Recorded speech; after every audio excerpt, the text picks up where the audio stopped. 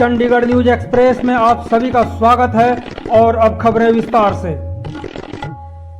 केंद्र में भाजपा की सरकार, शहर में भाजपा की सांसद, शहर में भाजपा के ही 20 पार्षद, यूटी चंडीगढ़ में केंद्र की भाजपा सरकार का अपना ही प्रशासन। इन सबके बावजूद भाजपा सरकार के प्रशासन की ओर से इंदिरा कॉलोनी में भाजपा के ही वोटरों के मकान इस हार तोड़ ठंड में ढहा दिए जाएं तो कितनी हैरानी की बात है। इससे भी बढ़कर हैरानी की बात यह है कि भाजपा के पदाधिकारियों और भाजपा के ही पार्षदों के अपने ही प्रशासन के खिलाफ मुर्दाबाद का नारा लगाते हुए चंडीगढ़ हाउसिंग बोर्ड के सामने धरना प्रदर्शन करना पड़ जाए, वह भी तब जब भाजपा के कई नेता हाउसिंग बोर्ड के सदस्य हों।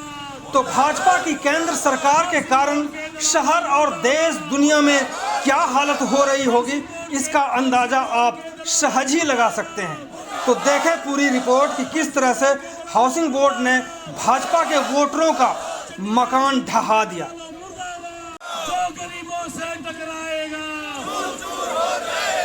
शक्तिदेव साले जी, हाउसिंग बोर्ड का आप लोगों ने घेराव करवाया, आपके नेतृत्व में ये घेराव चल रहा है। यहाँ पे वोटर आपका ही, प्रशासन आपका ही, केंद्र में भी सरकार भाजपा का ही।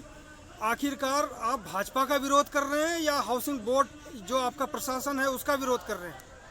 देखिए, ऐसा है, भारतीय जनता पार्टी का ये कहना है कि 2022 तक हम हर व्यक्ति को मकान देंगे, जिसके पास छत नहीं है उसको रहने के लिए मकान मिलेगा जी। लेकिन कुछ ऐसे अधिकारी हैं, जैसे चंडीगढ़ हाउसिंग बोर्ड में है जो अधिकारी, ये लोग मकान देने का काम इनको दिया गया था। जो ये हाउसिंग बोर्ड बनाया गया, इसलिए बनाया गया इस शहर के लोगों को मकान दें, लेकिन ये उल्टा काम कर रहे हैं। बजाय मकान देने के मकान तोड़ने का काम कर रहे हैं।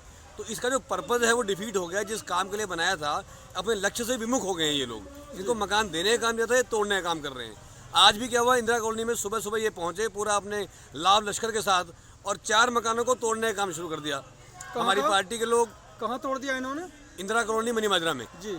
तो वो 4 जो मकान थे उनको तोड़ने के, हम रोकने के लिए हम लोग वहाँ पहुँचे। हमारे रामवीर भट्टी जी हैं, एरिया के पार्षद विनोद जी हैं, हमारे जिलाध्यक्ष मनु भसीन जी हैं, सब लोग वहाँ पहुँचे और ये कहा कि भाई ऐसे मौके पर जब बाहर इतनी भयंकर ठंड पड़ रही है, कोई परिवार में बुजुर्ग है, कोई छोटा बच्चा है, वो बाहर कैसे रहेंगे। लेकिन उनके कान पर जू नहीं रहेंगी और उन्हें मकान तोड़ने का काम शुरू कर दिया।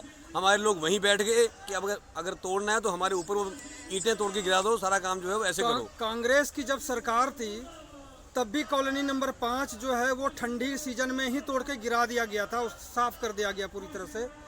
और भाजपा की केंद्र में सरकार है, आज भी ठंडी के सीजन में मकान तोड़ दिए जाते हैं। दोनों सरकार में फ़र्क क्या रह जाता है फिर? देखिए, बड़ी बात यह है कि सरकार तो अपना काम कर रही है, लेकिन जो अफसर हैं इनकी संवेदनहीनता जो है इनमें इतनी है कि इनकी संवेदनाएं मर चुकी हैं, इनमें इंसानियत खत्म हो चुकी है। ऐसे टाइम पर ये मकानों को तोड़ने का काम करते हैं जब आदमी बाहर 1 सेकंड भी नहीं बैठ सकता ठंड में। तो ये तो भाजपा सरकार का ही प्रशासन है, अधिकारी भी उन्होंने लगाया हुआ है, ऐसे में कैसे विरोध कर सकते हैं? विरोध इस बात का नहीं है कि अधिकारी क्या है, विरोध इस बात का अधिकारी अपनी जो जिम्मेवारी है सही ढंग से नहीं निभा पा रहा है। अगर ये मकान तोड़ने की बात करते हैं, ये मकान बना कैसे? मकान न बनने की जिम्मेवारी भी इनके पास थी। ये लोग पहले मकान बनवाते हैं, उस मकान बनवाने में अपनी जेबें गर्म करते हैं, उसके बाद उस मकान को तोड़ने का डर दिखाकर, भय दिखाकर सारी उम्र के लिए उगाही कर रहे हैं। तो ऐसा काम जो है ये हम नहीं होने देंगे। यहाँ एक भी मकान जो हम टूटने नहीं देंगे। जहाँ मकान तोड़ने के लिए जाएंगे वहाँ हम इनसे पहले हम पहुँचेंगे और मकान बचाएंगे। जो अभी मकान टूट चुके हैं उसको लेकर के क्या राहत दिलवाएंगे पार्टी की ओर से या आप लोग अपनी ओर से? वो हम अब कितना नुकसान हुआ है देखते हैं जाकर। अगर तो रहने के लायक मकान होगा तो उसमें जो भी हम सहायता कर सकेंगे, वहाँ के लोकल हमारे एरिया काउंसिलर विनोद जी हैं, हम सब लोग मिलकर जो हो सकेगा वो करेंगे। बहुत बहुत धन्यवाद बात करने के लिए। तो आपने भाजपा नेता व पार्षद शक्तिदेव साली को सुना कि किस प्रकार से भाजपाई भी भाजपा की केंद्र सरकार से परेशान है। जीरो टॉलरेंस वाली भाजपा की केंद्र सरकार में भाजपा पार्षद और पार्टी पदाधिकारी हाउसिंग बोर्ड पर उगाही का आरोप लगा रहे हैं। लाचार नेता अब धरना और प्रदर्शन करने में जुटे हैं। चंडीगढ़ न्यूज एक्सप्रेस के साथ बने रहने के लिए आप सभी का बहुत बहुत धन्यवाद।